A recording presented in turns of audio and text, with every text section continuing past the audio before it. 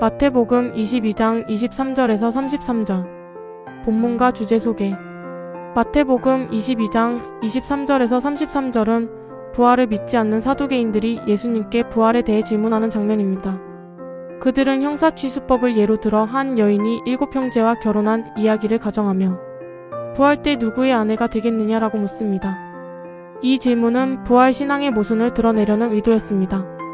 그러나 예수님은 그들의 질문 뒤에 있는 성경에 대한 무지와 하나님의 능력에 대한 무지를 지적하시며 부활의 진리를 선포하십니다.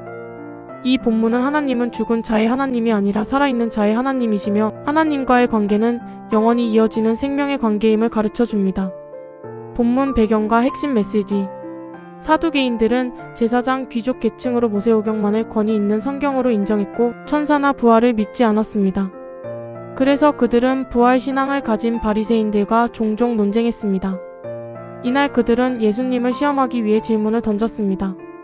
그러나 예수님은 두 가지를 지적하십니다. 1. 성경을 오해하고 있다. 2. 하나님의 능력을 알지 못하고 있다. 예수님은 출애굽기 3장 6절을 인용하여 하나님이 나는 아브라함의 하나님, 이삭의 하나님, 야곱의 하나님이라고 말씀하신 사실을 강조하십니다. 이미 그들은 육체적으로 죽었지만 하나님은 여전히 그들의 하나님이십니다. 이는 하나님과의 관계가 죽음으로 끝나지 않는다는 사실을 보여줍니다.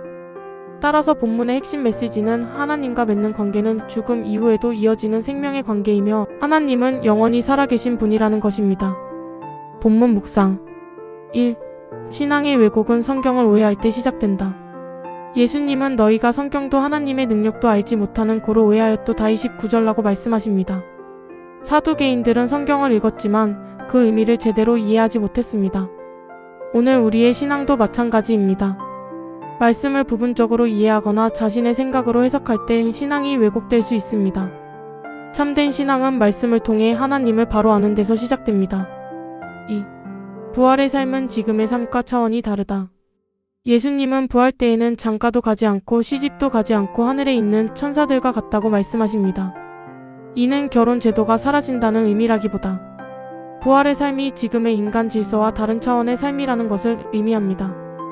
부활은 단순히 지금의 삶이 연장되는 것이 아니라 하나님의 나라 안에서 완전히 새롭게 되는 삶입니다. 3. 하나님은 살아있는 자의 하나님이시다. 예수님은 하나님은 죽은 자의 하나님이 아니요 살아있는 자의 하나님이라고 선언하십니다. 하나님과의 관계는 죽음으로 끝나지 않습니다. 아브라함, 이삭, 야곱은 육체적으로는 죽었지만 하나님 안에서는 살아있습니다. 이것이 성경이 말하는 생명의 신앙입니다. 따라서 신앙은 단지 이 땅에서의 삶을 위한 종교가 아니라 영원한 생명을 향한 관계입니다. 오늘의 묵상 정리. 마태복음 22장의 말씀은 우리의 신앙을 다시 점검하게 합니다. 첫째, 우리는 성경을 바르게 이해해야 합니다. 둘째, 하나님의 능력을 제한하지 말아야 합니다. 셋째, 하나님과의 관계는 죽음 이후에도 이어지는 영원한 관계입니다. 신앙은 단순한 종교 생활이 아니라 살아계신 하나님과의 관계 속에서 살아가는 삶입니다. 오늘의 결단. 살아계신 하나님과의 관계를 더욱 깊이 하겠습니다. 말씀을 더 바르게 이해하고 하나님의 능력을 믿으며 영원한 생명을 바라보는 믿음으로 살겠습니다. 묵상 질문. 1. 사두개인들이 부활을 믿지 않았던 이유는 무엇이었으며 오늘 우리의 신앙에도 비슷한 모습이 나타날 수 있을까? 2. 예수님이 성경도 하나님의 능력도 알지 못한다고 말씀하신 의미는 무엇인가?